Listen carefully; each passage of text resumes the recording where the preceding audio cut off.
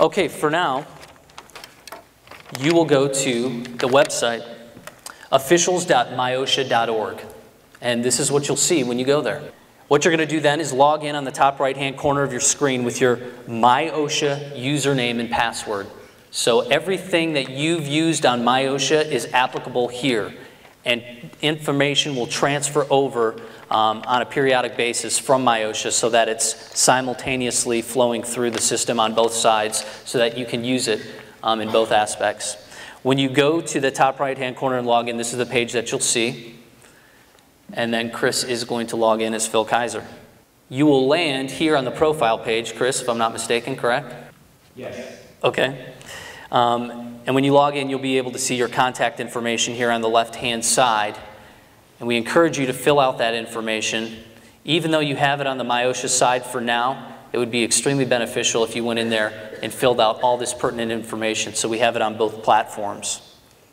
When you finish filling out your contact information, you can then go over to your instructor head.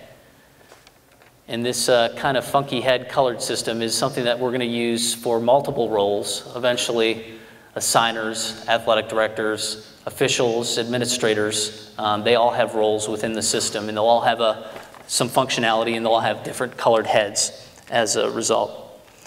When you're on your instructor head, you'll go over to My Courses to begin the process of creating your course, right there on the left-hand side.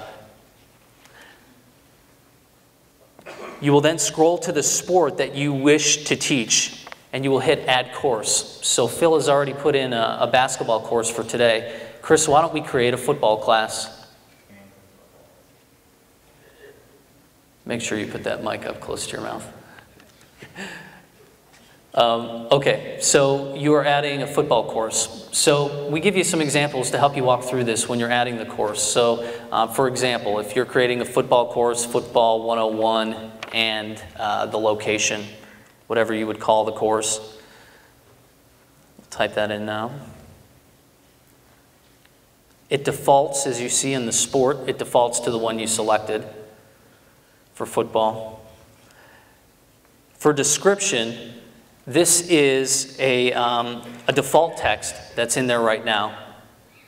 Kind of breaks down some stuff that Phil and Henry and I have talked about as far as something that can be in there for everyone. However, you have the ability to go in there and customize it. I know when we were working with Phil, he has some different types of things that he requires for his classes that he would prefer to put in there.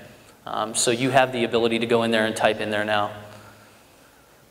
Phil's class is really, really hard. Come with your A game. Okay, now on the bottom, as you scroll down, you keep going down, you'll see the fee. Now the fee has to be a minimum of $65 to process. But as I found out through this process is that you can go up to, what is it, 145, okay. And to answer the other gentleman's question from before, there is a capacity button for your class. And we recommend that you put in the maximum number of people that you would allow in your class, what you feel comfortable with at that point. So if it's 10, you put 10. 281. Wow. Good luck with that, Phil. Once you get to that process, you click the Save and Add Meetings. At this point, you add a meeting, and these are the meeting times that you're going to schedule. When you hit the date, it defaults to the current day, but as you can see, you can go on the calendar and you can select the dates. So why don't we hit July 15th to start, or 16th since it's a Monday. And you select your time for that course, and you must put your location as well. Interesting to note, and Chris can talk about this as well once he gets done typing. In the phase 2 of this process, we are going to have multiple functionality for the location, whereas there will be a map, there will be instructions for the location to help guide those officials as they're going through the process that be able to see. Yes, sir. Okay, so when you're going through that, you can add continue meetings, and you can see that you can edit that meeting if you have to go back in. and let's say you really wanted it at, as many of you are saying, 7:30 instead of 7 o'clock. Yes, in the location, you can type in being as descriptive as you want in that location. Yes, sir? Do you plan to add a recurrence? A recurrence as far as recurring the same thing? Yep, I'll show you that right now. So you have the ability to edit that, but you can also copy that. And I think it defaults to 7 days. Is that right, Chris, for right now? Yes, it does. So if you copy that, it defaults 7 days, and it does recur. Otherwise, you can go in and just edit separately and just continue to add a meeting to a different date. Yes, this is compatible across all platforms, and that's a good question too. I wanted to make note. It works on any type of browser, but I highly recommend, just for your own even personal use, Chrome has become so much more user-friendly and faster than anything else out there that I would highly recommend you download Chrome and use that as your browser instead of AOL or Internet Explorer. And this system works extremely fast on Chrome.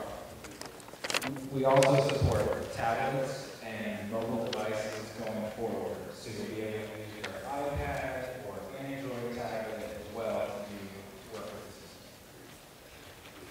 the system. Okay, so let's go through and finish up editing this. So once you get all your meetings set up, you hit Submit for approval.